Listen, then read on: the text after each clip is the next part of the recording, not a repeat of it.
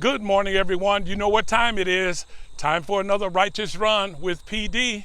I want to speak to you all for about 3 minutes, and I pray that something would be said to encourage your heart for today and as you move on in your Christian walk.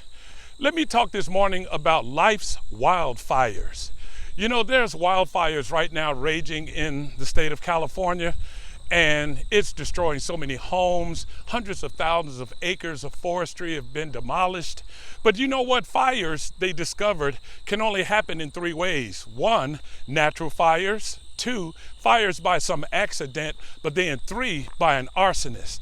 Well, this morning, as we look at 1 Peter chapter 4, verse 12, it says, "Beloved, do not be surprised at the fiery ordeal among you, which comes upon you for your testing, as though some strange thing were happening to you."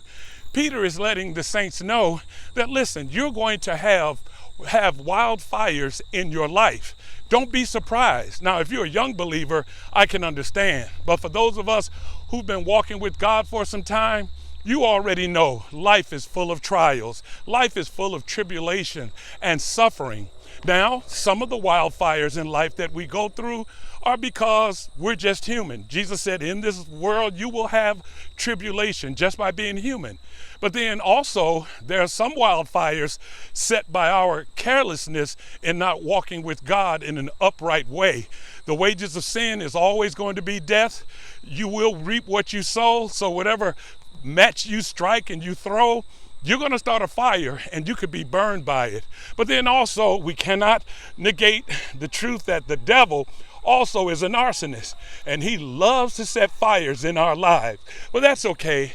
We know that the fires that we go through, Peter says, don't be surprised, because it's happening to you. If you look at verse 12, it says, so that you can grow and eventually rejoice.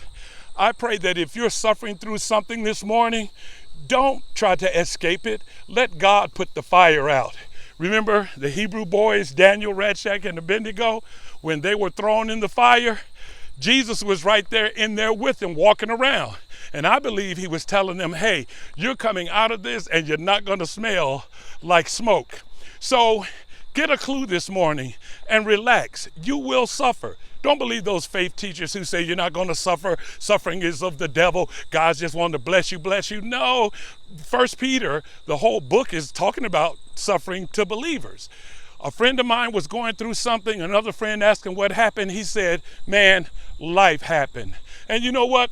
Part of life happening is us going through wildfires in life. But we don't have to come out smelling like smoke. God bless you.